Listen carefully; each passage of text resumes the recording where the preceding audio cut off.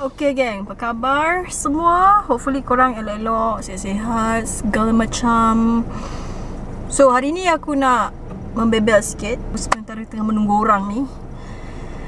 So cerita dia macam ni. Beberapa hari yang lepas aku pergi kat YouTube. Macam biasalah, ke YouTube kita mencari-cari benda, Google sana, Google sini.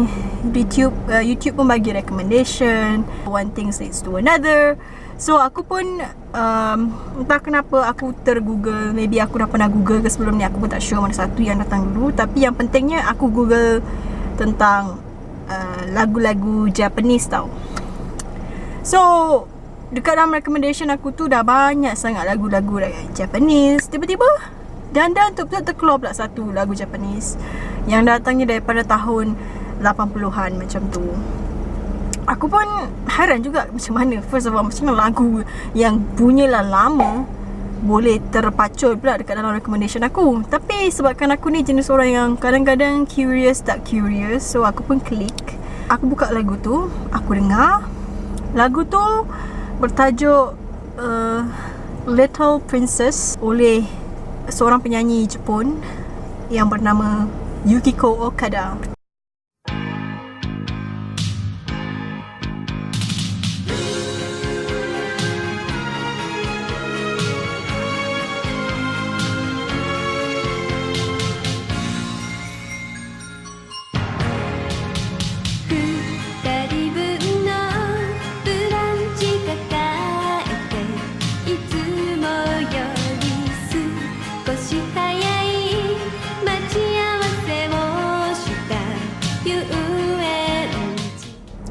So, Yukiko Okada ni basically teen idol dekat Jepun tahun 80-an, penghujung tahun 80-an yang sangat famous.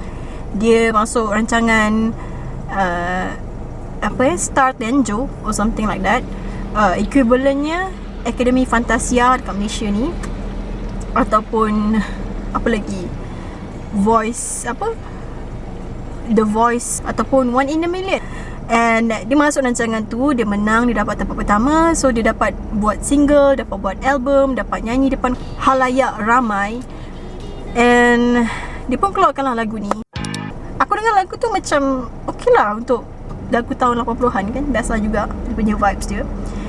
Tapi lepas je video tu, muncullah pula recommendation yang lain, lagu-lagu yang berkaitan dengan yang dinyanyikan oleh Yukiko Okada ni. And aku pun buka lah satu demi satu sampailah habis semua lagu dia aku dengar. Lepas tu aku macam lagu dia best, not bad. Walaupun aku tak faham sepatah benda. Okay, actually faham sikit lah, adalah ayat-ayat Japanese yang aku catch little sikit. So aku macam berminat pula nak tahu pasal penyanyi ni. So aku pun Google lah, Google punya Google. Aku dapat tahu yang dia sebenarnya dah pass on, meaning dia dah meninggal dunia. Dan dia meninggal dunia tu sangat cepat. Maksudnya dia meletup je, tak sampai setahun dua lepas tu dia pun meninggal dunia. And sebab kematian dia sampai sekarang menjadi misteri. Tak ramai orang yang cuba nak kupas kat Jepun. Aku pun tak tahu kenapa. Sebab nak fikirkan yang dia ni tak famous. Dia famous tau, sangat famous. Lagu dia bila masuk je carta Oricon chart, korang tahu kan Oricon chart bagi J-popers yang suka lagu-lagu Jepun tu. This is shoot number 1. Back in the day. Aku cuba cari jawapannya kenapa dia ni meninggal cepat sangat. Sebab pertama dia meninggal, satu, dia terjun bangunan 7 tingkat. Aku baca lah, sebelum tu dia cuba bunuh diri dekat apartmen dia. Dia baru je pindah apartmen tu tak sampai seminggu, dia dah cuba buat cubaan bunuh diri. Lepas tu manager dia jumpa dia. Manager dia terus bawa pergi dekat building tempat dia bekerja. Basically management dia lah, talent agency dia bekerja kan. Dia bawa kat situ. Dekat bawah dah penuh press, banyak gila press tunggu nak buat statement lah daripada Yukiko ni. Kenapa, betul ke ada cubaan bunuh diri ke, apa ke. Lepas tu tahu-tahu alih-alih je, tak sempat pun diorang tanya dia apa-apa, tiba-tiba dia melompat daripada tingkat 7 tu. Terus aku tak nak lah buat bunyi ke, I don't wanna be sounding so disrespectful, tapi itulah hakikatnya kalau kau terjun daripada bangunan tingkat 7. Sekarang Yukiko dah tak ada. Yang ada cumalah dia punya spekulasi lah yang sangat banyak. Kenapa dia bunuh diri, siapa yang buat dia bunuh diri, apa yang jadi sebenarnya. Macam bila benda-benda macam ni aku tak tahu kenapa, tapi aku suka nak cari more information tau. Selagi boleh kan, aku cuba korek. Aku sempat tengok video, sempatlah baca diorang punya artikel yang diorang tulis berkaitan dengan Yukiko ni. Sebab diorang cakap lepas dia Yukiko ni meninggal, ada sejumlah pengikut, peminat setia dia yang turut sama ikut buat apa yang dia buat. Dalam arti kata lain, diorang pun cubaan bunuh diri lah, you know. Dan ada juga yang berjaya. So diorang namakan cubaan bunuh diri daripada pengikut-pengikut Yukiko ni sebagai Yukiko syndrome. Macam penyakit jugalah kan. The thing is, daripada apa yang aku dengar lah, yang pertama, cubaan bunuh diri ni sebab dia putus cinta. Katanya dia jatuh hati dengan salah satu pelakon utama dalam drama. Cuma pelakon tu dah berusia, mungkin seusia bapak dia macam tu.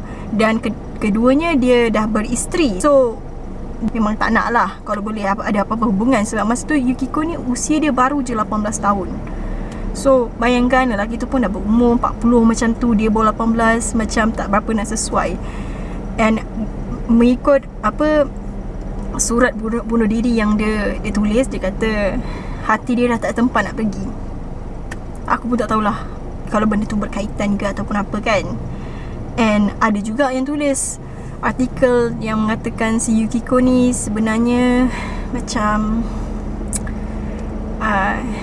nak kata apa dia letak apa orang kata mask bila dekat jumpa orang kan, topeng. Maksudnya bila jumpa orang dia nampak happy, dia nampak tersenyum, tapi bila dekat belakang dia sebenarnya kecewa, sedih, depressed dan sebagainya lah. Yang ini pun aku rasa ada benarnya, tapi entah kenapa bila aku baca kisah dia, bila aku baca semua benda cuba nak kaitkan. Sebab memang pihak dekat Jepun lah, polis pun tak dapat nak cakap kenapa dia betul-betul bunuh diri. Mungkin dia depressed, who knows.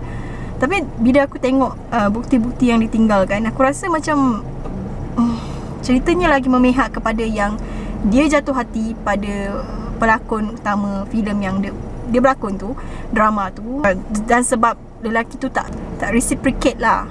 So basically dia rasa kecewa dan mungkin sebab tu dia bunuh diri. Ataupun sebenarnya dia sendiri dah rasa bahangnya jadi artis ni macam mana. Sebab nak jadi artis, nak jadi public figure ni bukan senang. Orang kenal muka kau buat apa semua orang tengok, pantau 24 jam. Kau pergi toilet pun orang skodeng kau kalau boleh kan. And it's like macam hidup yang tak bebas aku rasa. Aku rasa macam dia pun dah start terasa bahang je. So mungkin dia pun macam rasa dah tak ada cara lain lagi mungkin nak lepaskan diri daripada semua ni. Mungkin sebab tu dia macam banyak sangat benda yang tak terjawab. Bila aku tengok video-video dia, bila dia nyanyi nampak macam ceria, gembira, suka. And lepas tu bila tengok ending dia meninggal macam tu, rasa macam kesian pun ada, sedih pun ada. Rasa macam dia muda kot, kenapa kena jadi macam ni. So yelah, itulah dia video untuk hari ni. Sementara aku menunggu orang ni. Okay dah 10 minit dah.